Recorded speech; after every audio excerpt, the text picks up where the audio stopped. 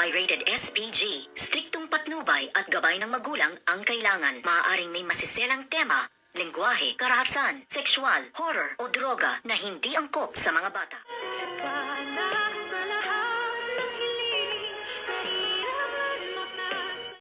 Good morning and welcome sa aking munting channel. Ngayong medyo okay na itong si Dax.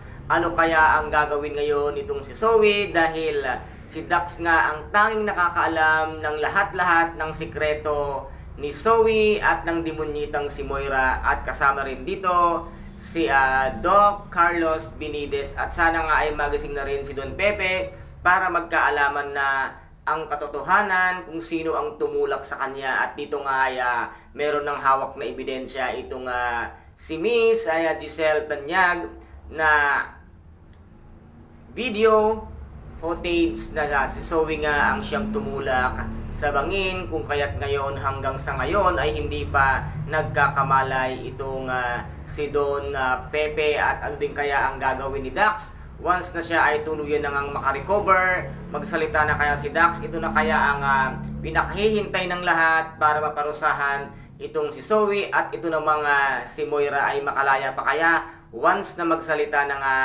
itong si Dax para ipagdiinan na si Moira ang siyang mastermind ng lahat-lahat ng nangyayari? At kaawa-awa naman ang buhay nitong si Moira sa loob nga ng correctional dahil kawawang-kawawa sa lalo ngayon ay meron siyang isang nakilalang isang pulis sa loob ng correctional na siya pa nga ay tinulungan, at ngayon ay gagantihan siya ni Madam Lotus dahil nga sa ginawa sa kanila. Kaya Moira, dapat sana ay nag-isip-isip ka muna.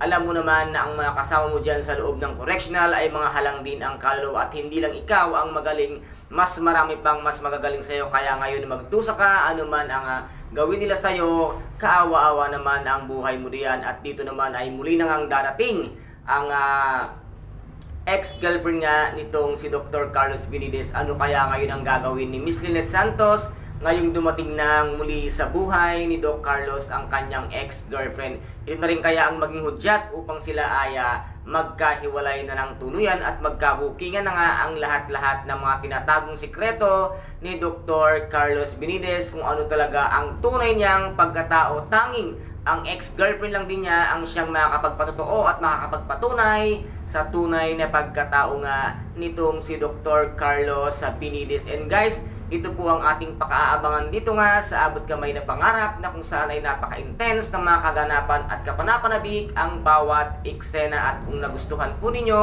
ang aking videos for today, paki-subscribe na lamang po ng aking channel, paki-like and share para maging update kayo sa lahat ng gagawin kong videos.